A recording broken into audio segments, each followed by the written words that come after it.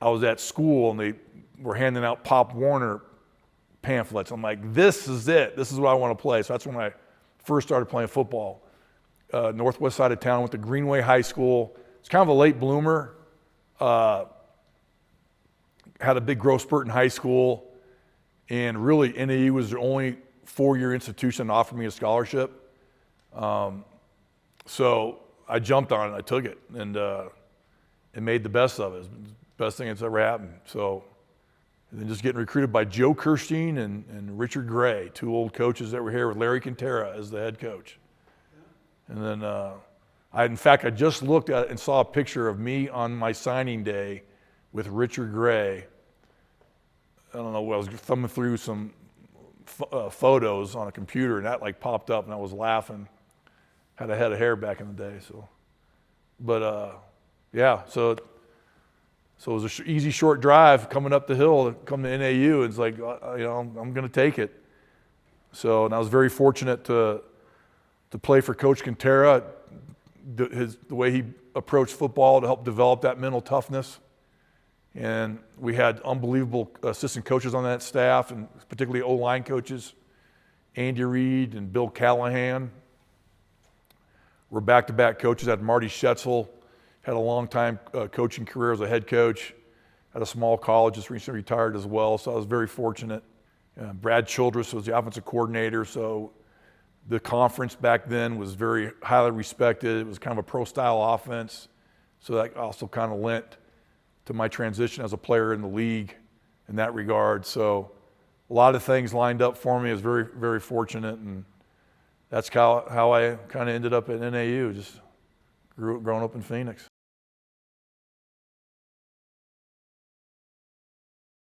The first one, 87, had a left shoulder subluxation, eventually requiring surgery. And then I want to say September of 88, my right ankle, fib-tib fracture and ligaments torn. Those are two big college injuries.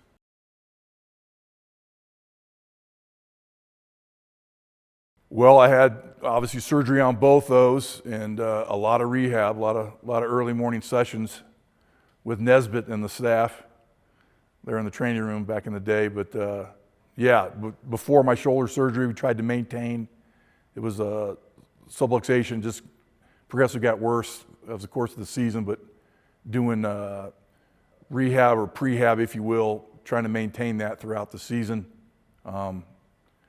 And then the ankle obviously was just immediate surgery right away, but then and then rehab, a lot of rehab to follow for that as well.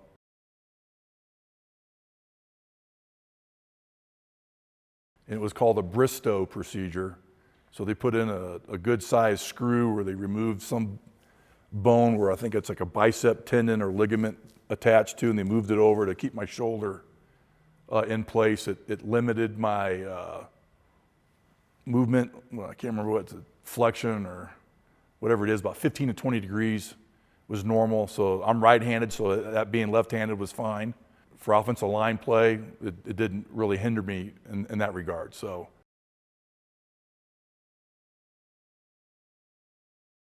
I can't give you the exact month, but I mean, I missed spring ball and went all the way through to make it back to the first game the next season. So from November, I was ready to play in training camp in August. So I missed spring ball, so how many months, it was a full rehab.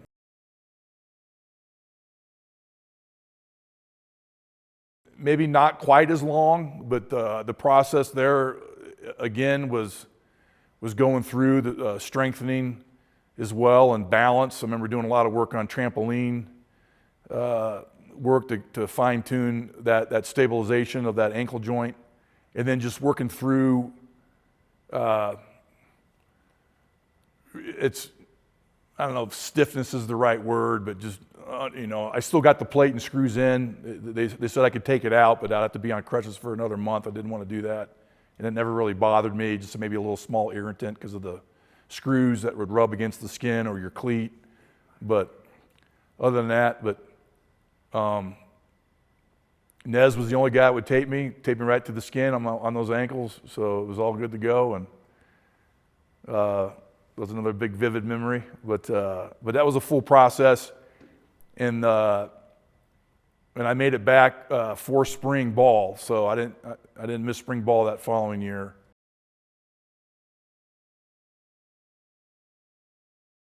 And big picture thought for me, it was a big blessing in disguise. One, it wasn't my knee that went, it was just my ankle.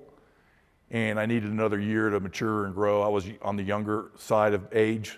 I was 17 as a freshman. My birthday's in November, so I started my whole freshman year, whole season as a 17-year-old. Very young. I needed that extra year to grow physically, mentally, to make it and play in the NFL. So really a blessing in disguise.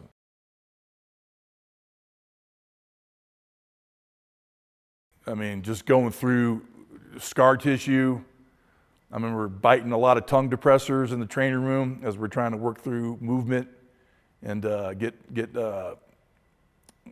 know, the movement in my shoulder back, and then just the strength, just the mental wear. That was really my first big surgery. You realize the mental part of rehab. And you learn that, all due respect to the doctors, but they had the easy job. The hard part's the rehab, and that's where all the success comes in play. I learned that right away. And I remember doing it on the incline, 5-pound dumbbells, and just like, are you kidding me? Just trying to start from that, just to build up those small ligaments and muscles and around my shoulder. It was amazing. But it was eye-opener, but obviously, looking back, I needed to learn that lesson because I've had a few other orthopedic surgeries along the way that helped prepare me for it. But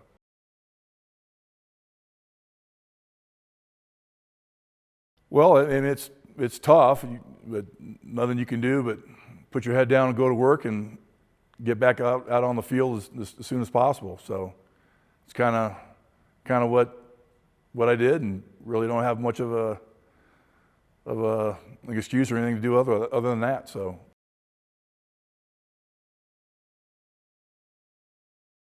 well, it was new. I mean, in high school, I didn't really have any injuries, so there really was no need for any kind of athletic care in high school. I don't even recall us having a trainer, didn't get my ankles taped, nothing like that. So it was all new experience coming to college, kind of learning that this is how it goes and how it works for college athletics.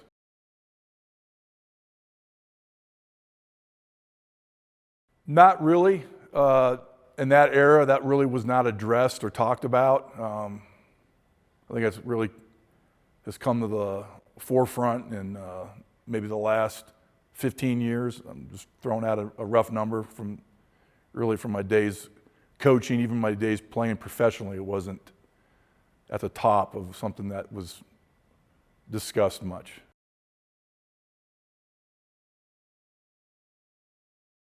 Well, like any other normal college student, I enjoyed my weekends. But other than that, just getting after it, training hard in the weight room, and then just always had a goal that I was trying to work towards to play professionally. So that's just putting all my energy and focus into that. So it kind of took care of any kind of stress you might have. Just keep grinding, keep working.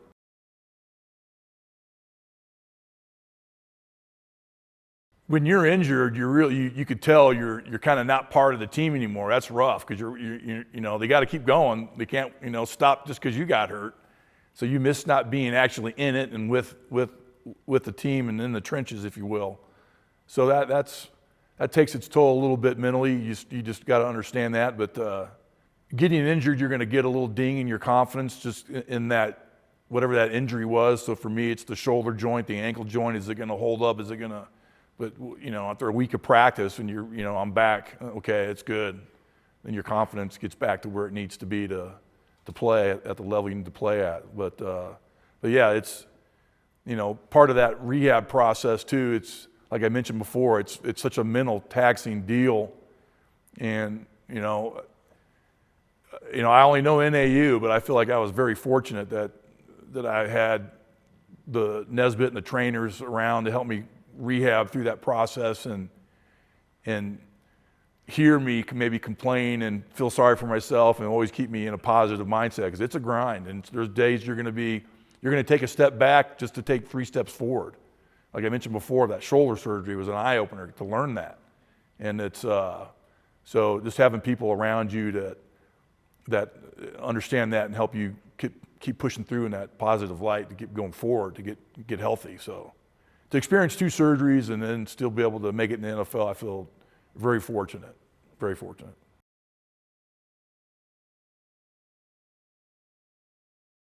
I tell you the biggest thing that I learned later is, would have liked to have learned more. Obviously, everything evolves in sports, but maybe nutrition.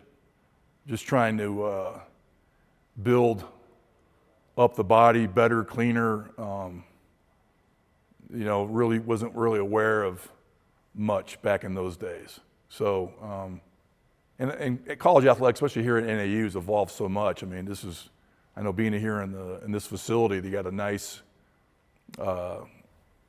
training table or breakfast facility somewhere in the building I've seen before. I mean, we didn't have anything like that when I was playing here in the 80s. So it's evolved and gotten so much better. But so knowing that now would have been nice to been a little bit more educated myself, to learn a little bit more about that type of stuff. Back in my playing days would be number one. But other than that, nothing else comes to mind.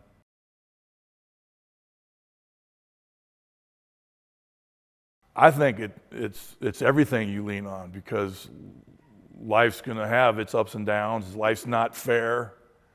Get over it, So in football, I think what it teaches you from an intangible standpoint is the best sport that there is, because it is physical, violent, it's tough, and to play it and do it the right way, it's a grind. And just learning and developing that mental toughness to get through that is something you can lean on to handle life adversity. So, I mean, that's just life. So I feel very fortunate, and all the players that I've coached over the years, it's something I've always told them, that I feel like they have a huge advantage over the general population that didn't experience this. Just you can take with you in the rest of your life to lean on, and what it takes to be successful and push through, the ebbs and flows, the ups and downs, because that's life,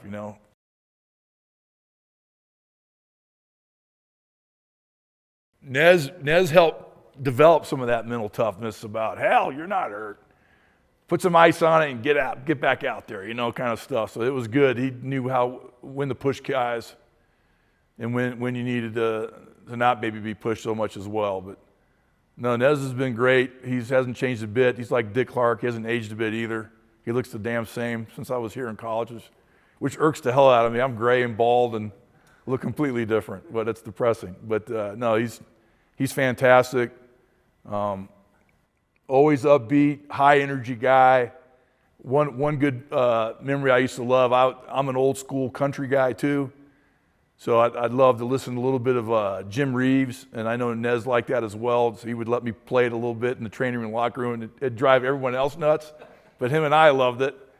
I don't know if Nez remember that at all, but no one in the room probably even knows who Jim Reeves is except me and Nez. But all right, Eric does. But yeah, when I think of Nez, it just makes me smile. So I owe the man a ton. He got me, helped me get to where I wanted to get, and huge impact on my life.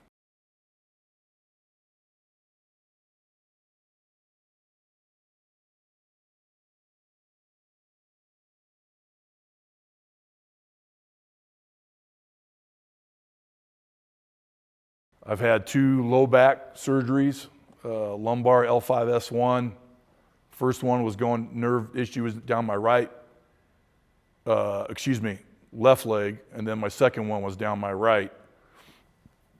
I had an ankle scope for bone spurs, and then just your little things like fingers getting dislocated or whatnot. But the big one was the low back.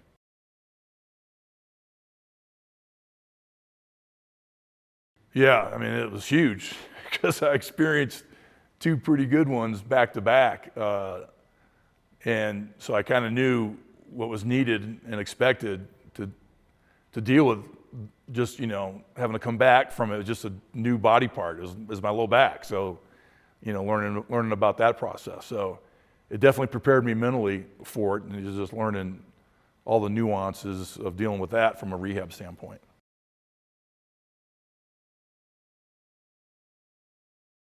Yeah, I had epidurals leading up to both surgeries to try to calm down the nerve, and then eventually that led to the surgery. I've had acupuncture when I was in San Francisco to relieve some stiffness outside of the surgeries. I would say those are the big things. But and then you kind of had a maintenance routine with my back, every day to just get ready for practice, and so it was just something you kind of learn to do every day as part of your routine. But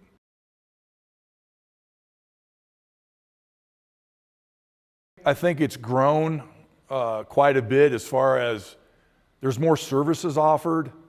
There's PTs in-house. There's bigger training staffs. The facility for the training room and rehab, and there's just way more stuff. It's just bigger, it's better. It's just like everything, it's evolved. It's just way more services that are provided. Like I mentioned before, if you were to get hurt, it's just common practice right away, second and third opinions. The teams are all welcoming that. They want that. And then if you go to have surgery, there's a couple of guys doctor-wise across the country that are known for, specializing in this joint or that joint. Teams are in communication with them. Players will stay out there for a month to get through their initial rehab, and they're all on the same page. They're all communicating to be following along on that player's care and betterment, all for the better health of the player, not so much anymore for the protection of the team, if you will. And I don't want to. It's way more player advocate wise, central focused than what it used to be. I think that kind of depended on who you were and what team you were with, and or a combination of both.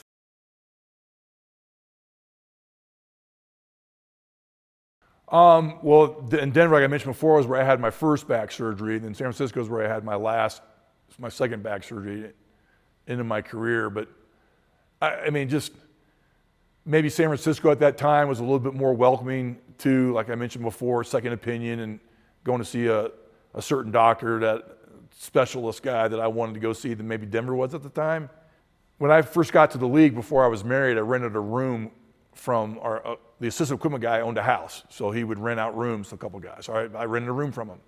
Well, another guy that lived there with us, there was three of us, was the assistant trainer, Ray Tufts. He was with the San Jose Sharks forever too, but in hockey. But so I guess I kind of had a different relationship with the trainer as well. We were roommates, so I had that unique relationship in San Francisco. So obviously didn't have that going to Denver. Not that it was needed, but just saying obviously that's different. So had a little bit better closeness, confidant type of relationship with San Francisco, with him being a roommate and a trainer on staff.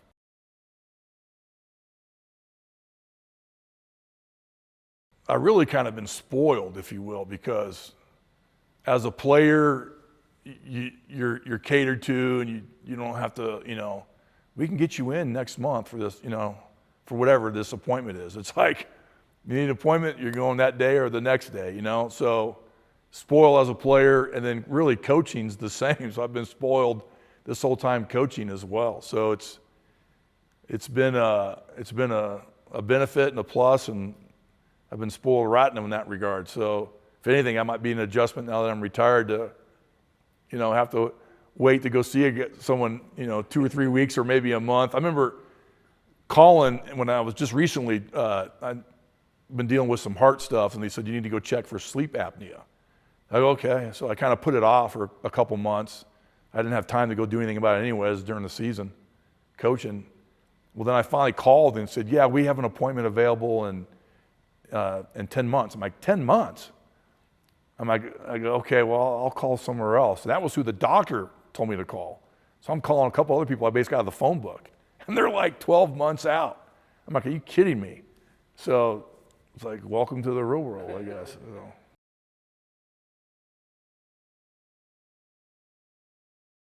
I mean, it's pro football, it's your job, so it's,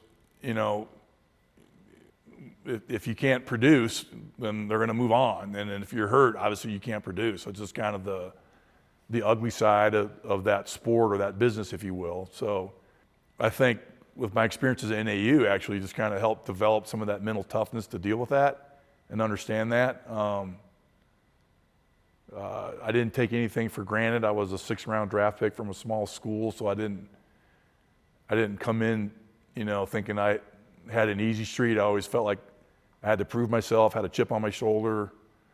So that probably helped as well, to go the extra mile, to do whatever it took to stick around. But I mean, it's stressful knowing that your career could end, but it is what it is. That's why it's the elite of the elite, it's the best of the best. Why you get paid a lot of money, and quite frankly, it helped me into the coaching career because that's like what it is to be a coach. So I was like, this is great. I'm used to this already. Did this as a player, so.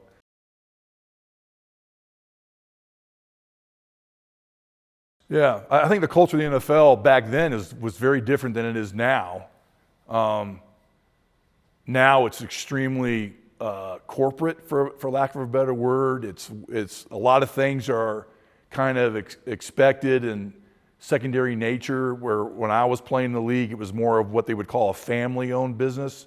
Way more families owned and ran the teams.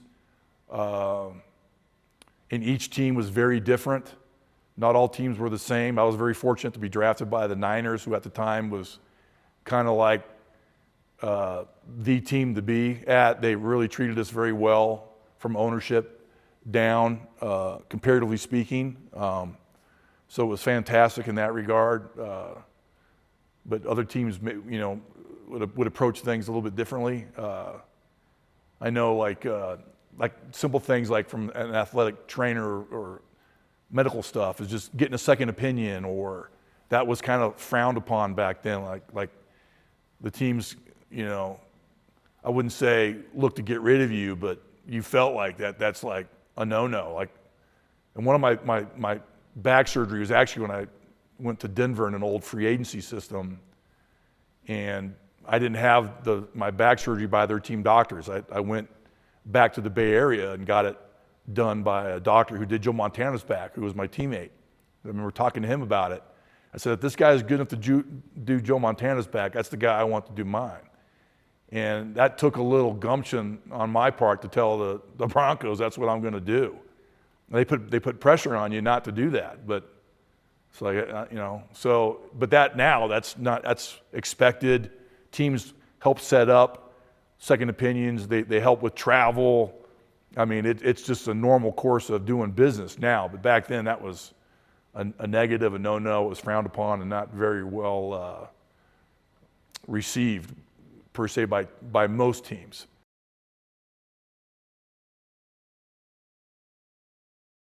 It made a difference where this was your job. You're not on scholarship. Just a quick sidebar story. It's my rookie year. I'm in training camp, and I'm a couple of veteran guard. One was hurt and one was holding out. So I'm with the first group at guard, and we're doing a scrimmage, which we're back in the day. We even with the Niners, who was known for not going hard in training camp, one of the first teams to kind of limit that. We were grinding in full pads to scrimmage. And we had this long drive, and I'm gassed. I'm in the huddle, kind of, hands on my knees, bending over a little bit, catching my wind. The head coach at the time, George Seifert, comes in the huddle and says, come on, Frank Pollack, all your life you dreamed about playing in the NFL. Here's your chance. And I'm like, oh. So after practice, he's walking off the field with me and says, you're not on scholarship out here. You're trying to take someone's job because you're not playing Weber State. And I'm like, damn, how does he know about Weber State? Well, he coached at Utah, years ago. So obviously everyone knows coach-wise, but that was an eye-opener. It's like, it's a business. So, I'm competing against guys late 20s, early 30s with a family, trying to take their job and compete for a job. So it's highly competitive, and that's what makes it such a great league. I mean, that's what makes it great. It's the competition. It's the elite of the elite. So just learning that, and then, as you go through the course of your rookie year, it's like you learn there is no day off. Like Tuesday is the big day off, right? Well, no, you're in the building. If you didn't play, you're getting a good workout in the weight room and maybe running. If you did play, you're doing, treatment on the body to get it back ready for the next week, whatever it is. Or maybe you're watching a little bit of film, So learning that approach and that process, learning to have a routine throughout the week, where it was maybe different in college. You don't have class and you don't have these limitations and whatnot. So just learning, that transition and what it takes to be a pro, and the fact that it is your job, so the expectations are higher, but also you could say the rewards are higher as well. So.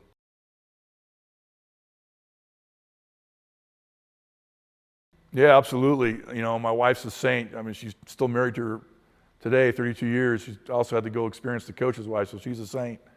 But just having our first son, those late nights crying, during the season, it's hard to maybe help as much as you probably should or need to as the dad, but she understood, during the season, I got to get some rest so I can perform, so I can keep my job. So she was great in that regards and understand that, but that was obviously a little bit of a hurdle. But that was probably the biggest challenge in that regard.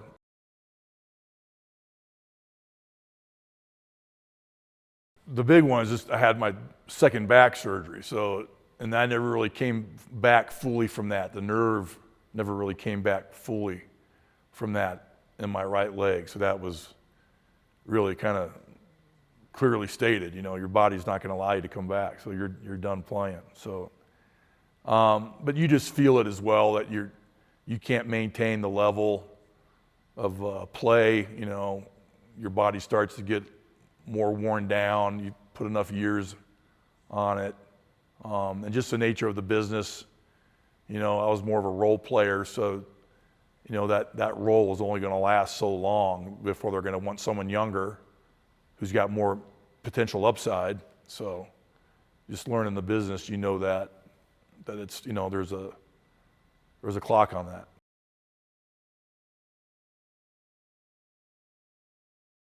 I mean, maybe on my end, just being a little more disciplined as far as when I got done playing, maintaining a healthier diet and lifestyle to keep the weight down. I lost a few pounds when I got done playing, but then gradually put it on. I like to call it my coaching weight. Maybe doing a little bit better job maintaining that, because obviously that's got a lot of different variety of health benefits, keeping my weight down. So.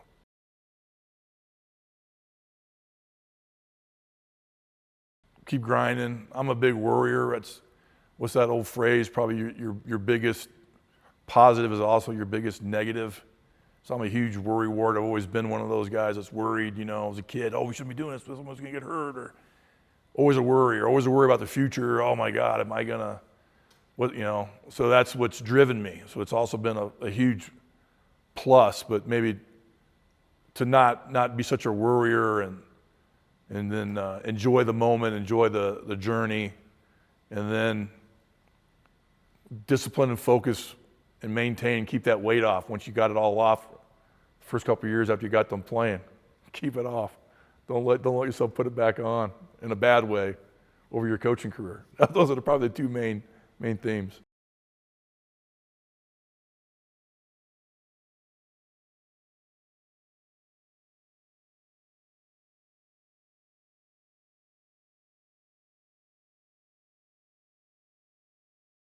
So the big one is like I mentioned, that last back surgery, the nerve in my right leg never really came back. I've got good atrophy. My calf doesn't fire, and all that stuff. So just navigating that, and then my left side is taking more of the pounding because of that. So like I had 2 years ago, my left knee had a meniscus root tear that I had to get done. So that was recent. So I think that's because just wear and tear, the left side overcompensating for the right side. I had a deal on the bottom of my foot. It was the craziest thing. When I was coaching years ago, early in my career, I used to do some treadmill stuff when I was being disciplined and working out a lot. And I would run on the treadmill, but because of my right leg and the strength of my calf, lack thereof, and the nerve stuff, I would really pound that left foot. And it took a pounding where I developed this bruise and swelling in the ball of my foot in between my big toe and second toe. And I didn't think much of it. And then I went to Dallas, and then it got bigger and more black and blue. And they didn't really say, well, is it really bothering you? I said, well, I don't know what it is. And he goes, well, let's not mess with it. Well, then eventually I go to my first stint with the Bengals. It got swollen. It was swelling up. So long story short, I'm with the Jets, and they finally figured out what it was. And it was veins and arteries got all tied up and swollen up. And I don't know what the technical term was, but it was causing problems. They had to go in there. The guy who did the surgery was an orthopedic cancer surgeon with the Jets, and he had to go in there and I don't know what he did, but cut it out, cauterize it, whatever he had to do. But it actually opened up when I was with the Bengals, and it was like spraying blood across the room. It was crazy. And that they were thinking, is it a cyst? They're like, we can cut it out today. The guy's like, thank God they didn't cut it out because you would have bled all over the place. It was a trip. But anyways, so I got all this left side stuff, and that's, I think, because that back surgery, that second surgery at the right leg, it's just a result of that, So that along, everything's I've had surgery on's got arthritis and all that stuff like you'd expect, but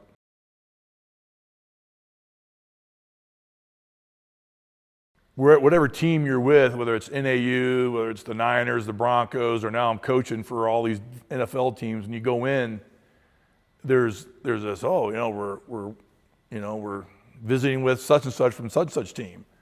Now you're just kind of run-of-the-mill Joe Schmo in the population. There's just, so you were spoiled that way, because you were part of a team, whether it's college, playing collegiately or professionally, or coaching. So I'm going to be okay. I think I'm going to handle it. But it's just, that's what's different. You can tell, like I mentioned, it's just, just normal. It's nothing like nothing that you wouldn't expect. But like I mentioned, there's a lot of years. If you're going to take all my coaching years and playing years and put them together, it's a long time of being spoiled in that regard. So.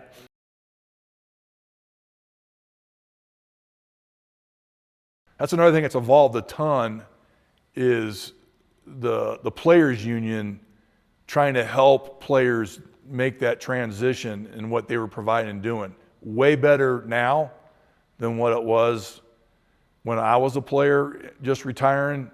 They just started trying to address some of those, like help guys transition for post-life after playing career. Is that what you're asking me? Yeah. So, it's the NFL is made up of guys like me, role players, whether they're backup or starter, but just role players, right? But everyone knows, the Joe Montanas, the Jerry Rices, whoever else the big name guys are in the league now, right? That's who everyone thinks of in NFL, but there's way more other players that make up the team. So the league had this transition that really would benefit the big name guys. It was like, transition into a broadcasting. I'm like, well, not everyone can or wants to be a broadcaster, right? No one's going to want to know what I have to say, but they'd love to hear what Joe Montana has to say, right?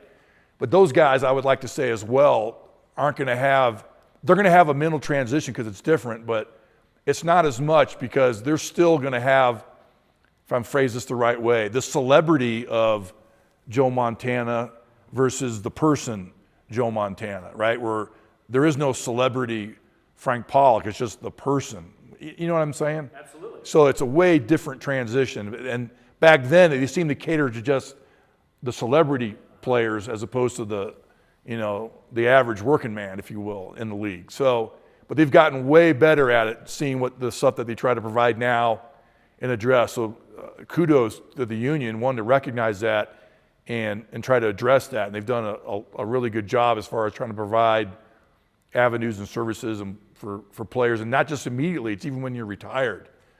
Stuff for guys to go back to school or job transition and training for something else.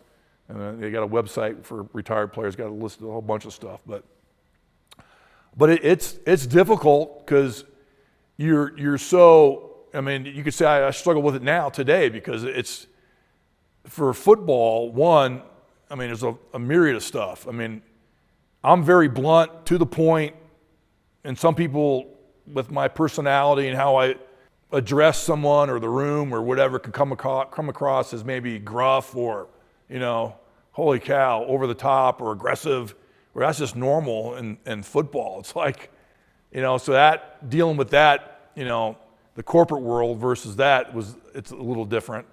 That makes any sense. And then just, it's just tied to who you are and what you've been doing with the game and just transitioning. I was kind of fortunate in another way as well, where I was still passionate about it, where I wanted to go coach and still be a part of it. So, and be heavily involved in it. So that was kind of a way you could argue, help me to transition from the playing part, was just to get in the coaching. I tried not to coach for a few years, did some other things, and my wife, was like, "You're miserable. We'll be fine. Go coach," because I knew the commitment and then what she would go through and the kids with, if I'm going to go down this path. So, but it's real. There's no question about it. But I was fortunate that in that regard, one, had a great support at home with my wife, and two, just getting into coaching to ease that transition, if you will, from a player standpoint. But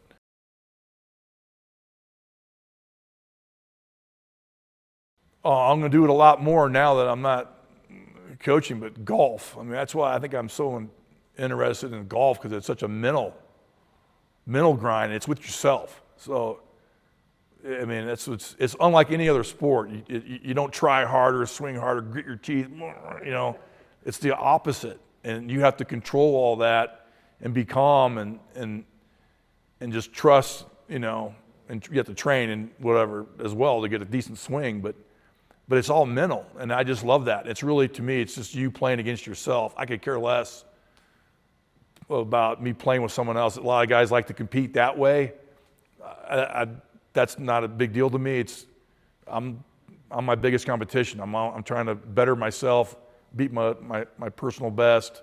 I think that's always your biggest competition is the man in the mirror. I've always taken that approach.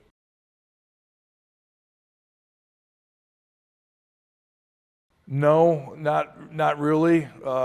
Any resources? It's just maybe leaning on family, i.e., my wife, or a couple close friends. And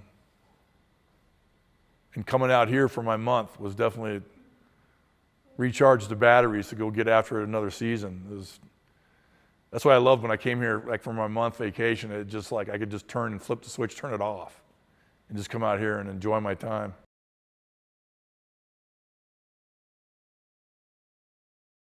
Yeah, we have a guy. Usually the teams will have someone on staff, and I've, with the relationships that you develop with players, I've had a couple instances where I've recommended that they go visit with that person to help them, with their situation to get through that. And usually, too, the training staff is all in on a lot of that.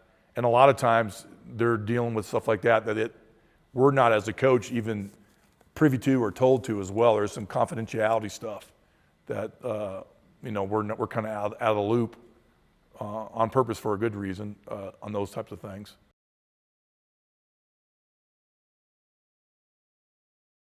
There's a couple benefits. A benefit for them as a human being to handle the stresses and the things they're dealing with. I think the modern day professional athlete is under way more stress, duress than anybody that played in my era, just because of social media and the the league is, and the media part of it's gotten so big where it's every day, it's every hour, and it's instant with the Twitter and I mean all this stuff. I'm trying to bite my tongue and not be correct about what I say about it, but it's a mess. It's a blank show in my opinion, and players are under, and it's all sports. It's not just football. It's silly. So it's a double-edged sword. It's helped grow a lot, make people a lot of money, players included, but there's a price that they're paying for it, and that helps them, in my opinion, not that I'm the expert, but navigate that and manage that additional stress in their life that maybe wasn't there 30 years ago when I was coming through all this.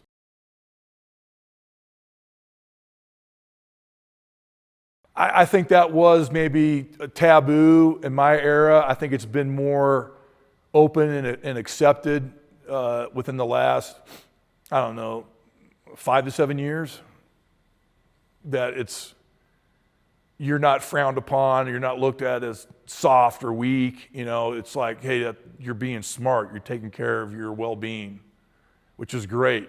So I think everyone's gotten more educated and accepting of, your health is not just the physical part, it's also the mental part. So, which is fantastic. Like I mentioned before, I think it's 10x. I might be even too small of a number than how it was or what it was back, in my day. It's crazy, but that's the world we live in.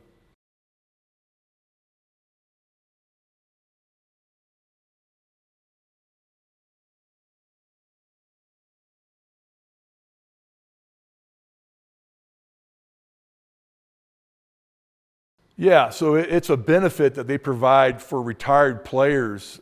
Every 5 years you can go to,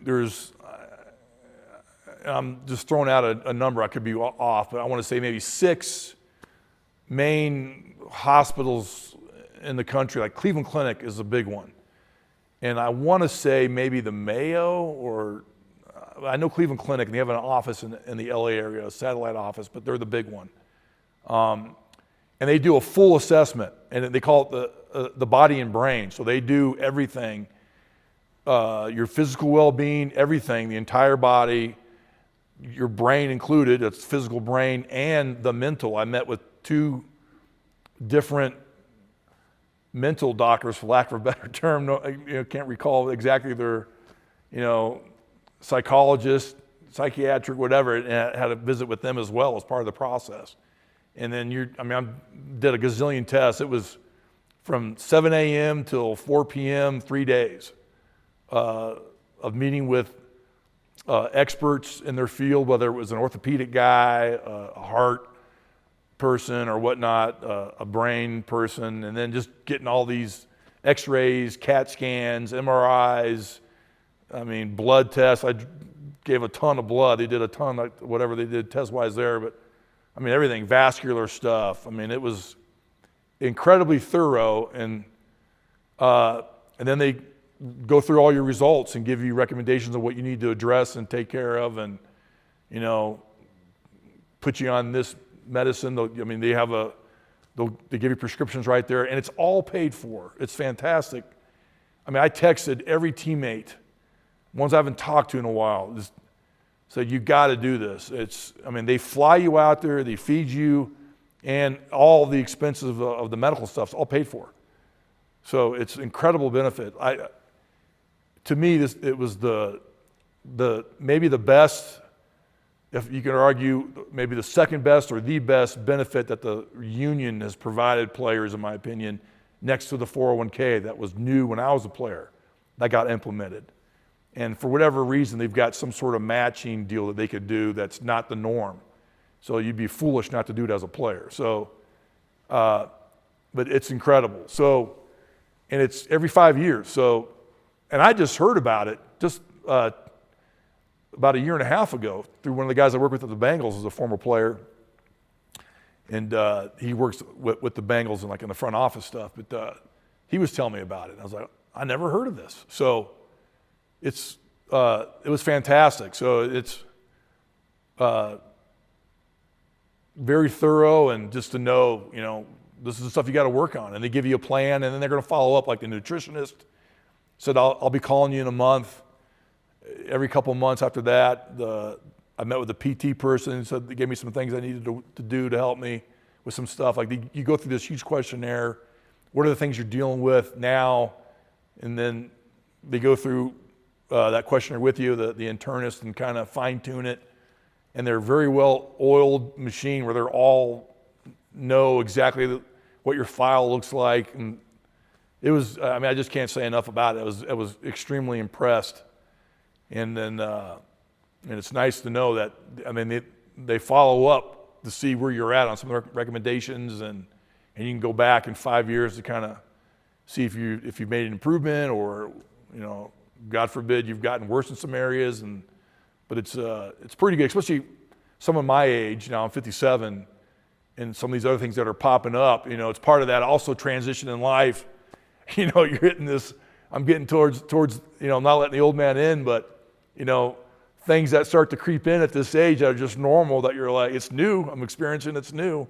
So, hey, that's normal, this will be what you expect. Or, yeah, your knee's arthritic, your shoulder's arthritic, there's some arthritis going on in your back, there's things you need to do to help maintain that, yada, yada, yada. So, or, cholesterol a little bit high, we should put you on this prescription, or yada, yada, yada. So or I did an apnea test, and I had to wait 10 months. That was part of the deal. So I was kind of excited knowing that I had to wait 10 months, that now back to being spoiled again, instant, and you're meeting with the sleep doctor to go over the results and say, this is what this means. And, so it was pretty good. It's an impressive deal.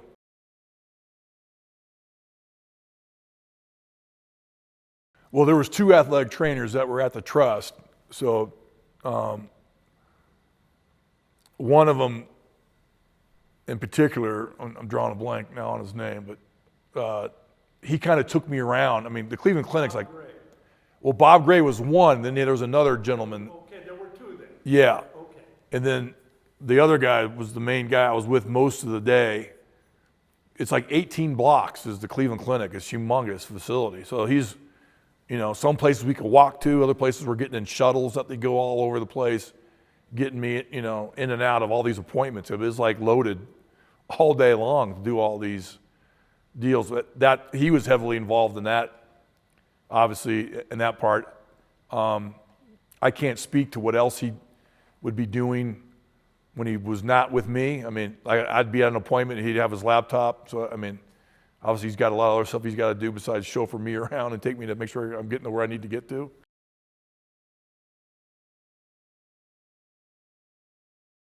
Even just as a coach, dealing with my knee surgery in Cincinnati, Matt Summers, the head trainer there, and their staff was instrumental in getting me, back.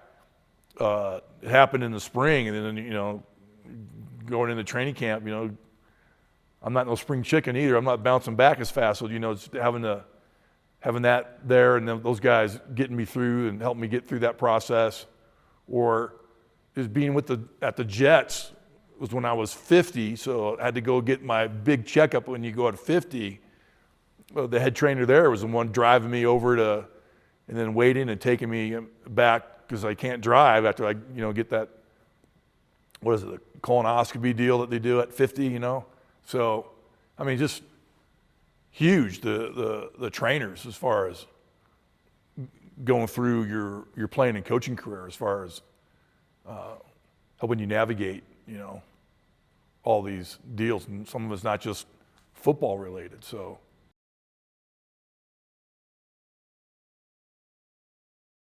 Well, obviously it would be catered a little bit different just because of the age difference, but it's still health related, and I think touching on like the mental health of it, that transition. So whether it's college and then into the regular world, if the civilian world, whatever you want to call it, is the same mental issue from a professional athlete retiring and not playing anymore. And part of that to me is kind of educating along the way as you're playing for when that time is going to come, because it's guaranteed, right? Death, taxes, and you can't play forever. It's guaranteed. So the more educated you are and prepared you are for that, helps. It's not such a, holy cow, like a ton of bricks. And part of that, I don't want to go off on this huge tangent, but some of that's on just the person themselves, just having some awareness. And you're going, you go from, let's say, a 5-star recruit, and everyone's kissing your ass, and you're going to college and they're still kissing your ass. And then, that next step doesn't happen for everybody. There's a reason why I played 8 years as a 6th-round draft pick. Not every 1st, 2nd, or 3rd-round draft pick makes it. And those are the guys that were catered this whole time.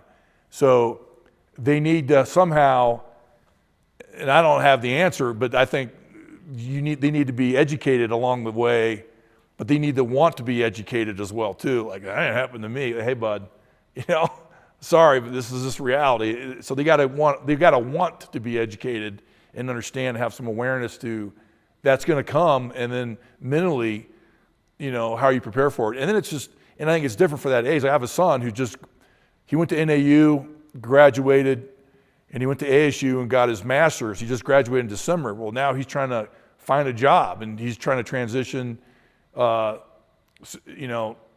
he wasn't an athlete. So that's just that in itself. It's difficult. He's trying to start his career. So there's those other challenges. So I think I don't think it needs to be touched on after the fact. I think it needs to be kind of throughout their playing process, and then after the fact, you kind of move into maybe some of this other education or therapy or treatment or whatever word you want to use. It would evolve and change, if that makes any sense.